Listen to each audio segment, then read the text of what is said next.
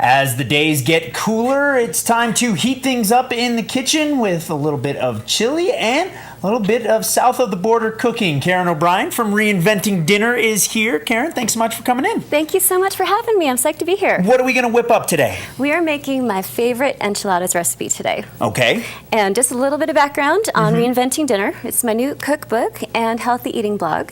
It can be found at reinventingdinner.com and on Facebook.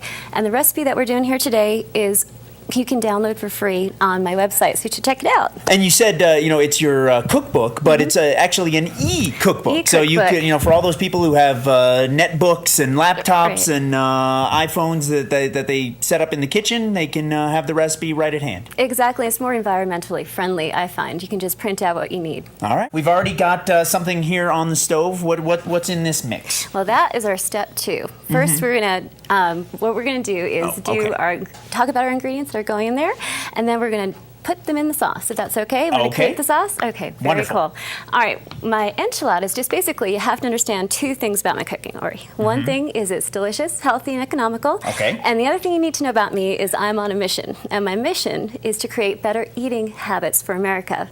And so basically, this dish is just in line with that because we have something that is a traditional Mexican favorite, generally cheese-laden, but this time it's going to be healthy, it's going to be tasty, and we're going to be able to incorporate our fresh corn from our local farmers market. Excellent. This is not your average run for the border. Exactly. All right. Much tastier. Yes. And so what we have done here to start up these bad boys is I have steamed the fresh sweet corn. I've taken it off the cob. I've put it in here. I've also poached the chicken in a mix of great ingredients that have infused this incredible southwestern flavor. Let the chicken cool, and then I shredded it up with 2 forks and put it in there. Okay. We're going to incorporate some black beans. We're going to incorporate some nice shredded cheese. But you'll notice that there's not so much cheese in this enchiladas recipe. Because I find that people tend to rely too much on fat for flavor in the recipes.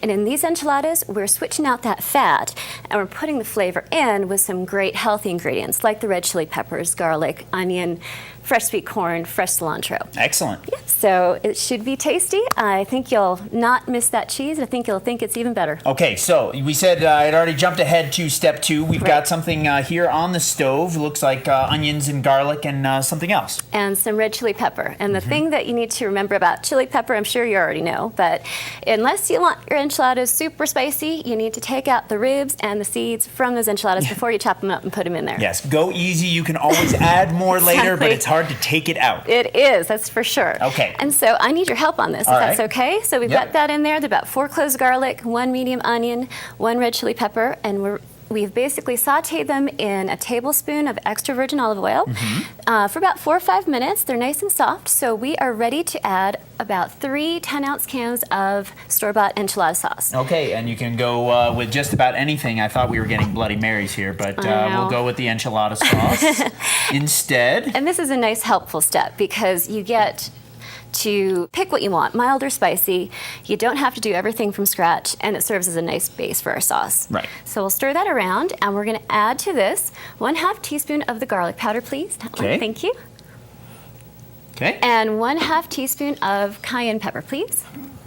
Cayenne. Thank you. And then we will add 1 tablespoon of fresh chopped cilantro. I just love the flavor. It makes everything so fresh. And then the last and final ingredient for our easy sauce is my crema fresca. It's my secret ingredient. All right, and you can get this from almost any store. No, it's not. You don't even it's have creme to. Fresh. It's my own original creation. Oh, so I love it. me. You're gonna love it. It's fantastic. What it is 1/2 part low-fat sour cream, 1/2 part half and half, whisked together until it's smooth. And what it does is it gives the sauce a really nice, lovely color. It's gonna mellow out the heat, and it's going to give a nice, deep, rich flavor to the sauce. All right, well, we're going to let this sauce work, and when we come back, we will put our enchiladas together for you. Don't go away. We are back cooking up some great enchiladas using lots of fresh ingredients with Karen O'Brien from Reinventing Dinner. Karen, where are we? We are going to toast some tortillas, Ori. Okay. Now, my husband is half Mexican, and he didn't understand why I needed to demo this part of it. But I am Lithuanian, Irish, English, and Swedish, and for everybody out there who has only toasted tortilla in their adult life, I wanted to demo it. Because as you can see, they cook fast. You don't want to burn them. A good friend of mine has set fire to her own kitchen several times, and this is one of the ways she did it. Well, that's one way to encourage our kitchen renovation. Right. So we just want to toast them. They turn a nice light brown color. They become a little more soft and pliable, easy to work with. Yes. Okay, and so while you're toasting those up, let me start working on our enchilada filling. Perfect. We have, what do you want me to, just mix all these things together? Yep, we're going to throw everything in. Okay, we've got our chicken. We've got our fresh corn, straight from the farmer's market. We've got our black beans. And then we're only going to use about half the cheese, you said. Right. So we'll just take a little bit here, so we don't need it all, because we're going to top it with some of that, and then about half of the cilantro. Actually, all of that's going to go right in there. All the lovely fresh cilantro. Okay, gonna mix this all up. And what we want to do is incorporate about a cup of that sauce in there, Okay. Which is about 4 of those spoonfuls. So Oh, this looks just so delicious. The contrast and the colors between the chicken and the corn and the beans and the cilantro. And then we're gonna add some of our sauce here. 1, 2. And you do a great job with stirring that too. You don't want to crush 3. those ingredients. And No. nice job. You want to keep them all whole. We want to see the ingredients. That's right. And you can just see it just adds a little bit of extra color here to our ingredients. You fold that in, make sure everything's nice and covered up so we get all that lovely chili pepper. All right, and let's put these things together. All right, perfect. I will grab that from you. This gets a little messy, but I think it's fun. Okay. So what we This do... is great if you've got kids, too. Exactly. Put them to work. And a towel nearby. Yes. Okay, so we just take one of our tortillas, we dip it in our sauce so that it's nicely coated. Looks good. And we put it on our plate. My hands are clean. Okay. And then we put in about a cup of our filling, straight down the tortilla, just right in the center. Looks good. Don't want to overfill it too much. Right, because then it'll all spill out the end. That's exactly right. And we just fold it over. And you might want to stick a little bit of sauce at the bottom of your casserole pan too. Just so that it doesn't stick on the bottom. Exactly. And Okay. that looks good. We're going to put this in here and do it one more time. Looking good. There we go.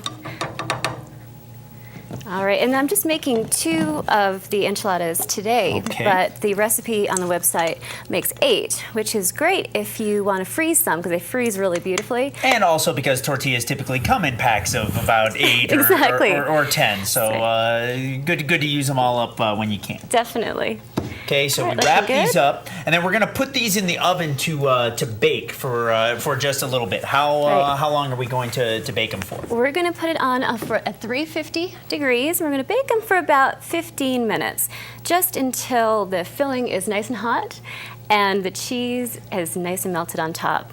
You can put as much sauce on there or as little as you want. I like them saucy, so I like a lot of enchilada sauce in there. Some cheese. You don't have to put all the rest of your cheese. Keep it healthy. Looks And great. you just used a pepper jack to give it Yeah. just maybe another little hint of some heat. Exactly. I like the spice. We're going to cover that over with foil and place it in our oven. And we have a batch that we did earlier. Yeah. So let's get that out. Ooh. And it's still a little warm. And see how this turned out. Looking good. So let's move this back here. And I'd like to show you just a real quick trick that makes these enchiladas, the presentation a little bit more dinner party worthy. Okay. And that is just in a squeeze bottle, put some more crema fresca, and just make a little design on the top.